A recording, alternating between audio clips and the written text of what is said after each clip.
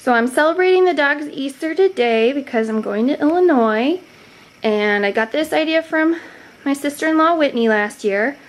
All those Easter eggs are filled with a dog treat. And now we're going to let them in and have their own Easter egg hunt. They're all in the garage right now. Waiting. Alright, you guys ready? Come on. Come on. Oh boy. Go. Come on, monkey, this way. This way. Easter egg hunt. Get him. Oh. Get the treat.